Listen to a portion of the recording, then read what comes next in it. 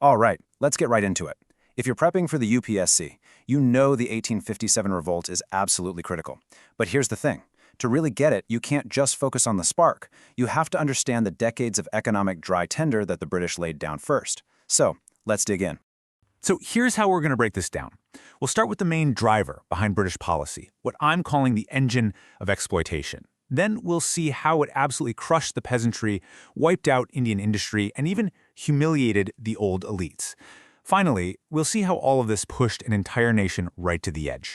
So, what was the real motivation behind everything the British did? Well, it boils down to something incredibly simple: money.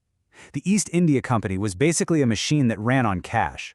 It was constantly fighting wars, expanding its territory, and running a huge administration, and all of that costs a fortune. So, to feed this machine, their number one goal became squeezing every last drop of revenue out of India. And what was their favorite tool to do this? Land tax. You have to understand, this wasn't just about collecting taxes to run a country. It was a systematic operation to extract wealth on a scale that had never been seen before. Okay, so let's see where this policy hit first and where it hit the hardest: the peasantry. We're talking about the vast majority of the population. Agriculture was the foundation of India's economy, and the British took a sledgehammer to it. They did this through their land revenue systems. Now I know, that sounds like a really dry, boring term from a textbook, right? But in reality, you should think of these systems as weapons, perfectly designed to extract the maximum amount of wealth from the land with almost zero concern for the people who actually worked it. And you've definitely seen these names in your prep: the permanent settlement, the Ryotwari, the Mahalwari system. They all had slightly different ways of working, sure, but don't get bogged down in the details. At their core, they all had the exact same brutal goal: get as much money for the company as possible, no matter the human cost. And this is the trap they created. It was a perfect, inescapable cycle. First, the British would slap these incredibly high taxes on the peasants. Of course, they couldn't pay, so they had to go to the local moneylender and take a loan. They'd use that money to pay the British, but now they're stuck. They'd eventually default on that loan, and poof, the moneylender would just seize their land. The one thing their family owned for generations, gone. And the final result of all this?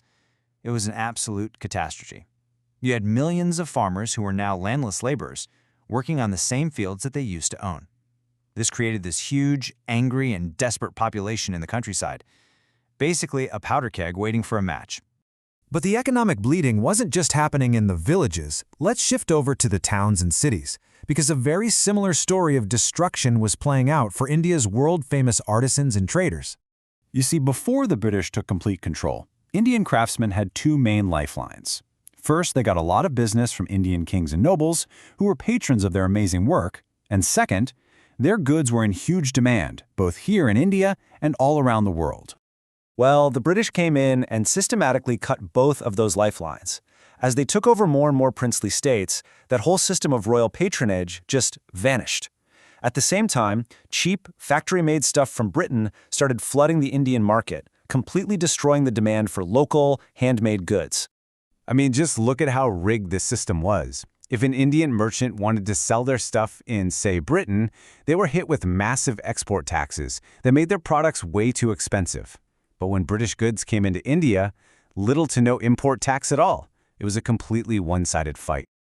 And you can see the impact right here. Indian cottons and silks were famous across the globe. They were a cornerstone of India's wealth.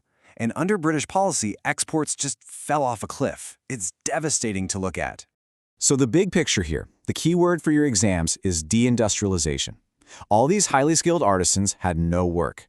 They were forced to go back to the villages looking for farm jobs, which just put more pressure on an already broken agricultural system. The entire trading class of India was ruined. Now you might be thinking, okay, peasants and artisans got hit hard, but what about the powerful guys? The zamindars, the old landed aristocracy, surely they were okay, right?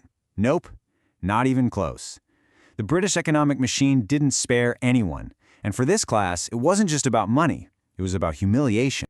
So what exactly did happen to these men? These were the traditional lords of the land, the local power brokers who commanded respect for centuries. How did they end up on the wrong side of the British? It was actually pretty simple and totally ruthless. The British gave the zamindars these ridiculously high revenue targets to collect from their lands. When they couldn't meet those targets, which happened all the time, The company would just confiscate their ancestral lands and auction them off. Just like that. Now, take a look at this number for a second. 21,000. Let that sink in. Because here's the really shocking part about that number. That's not from all over India. That's the number of estates confiscated in one single region, Awadh, right after the British took it over in 1856. This wasn't a slow decline. It was a rapid, brutal dispossession of an entire class of people. And this quote just says it all. These men went from being powerful lords to having nothing. Their land wasn't just a source of wealth, it was their identity, their status, their honor. By taking it away, the British basically stripped them of everything they were. So, let's pull all these pieces together now. What we're looking at isn't just a few bad policies here and there. It's the complete, systematic demolition of India's entire economic structure, from the bottom all the way to the top. Think about it.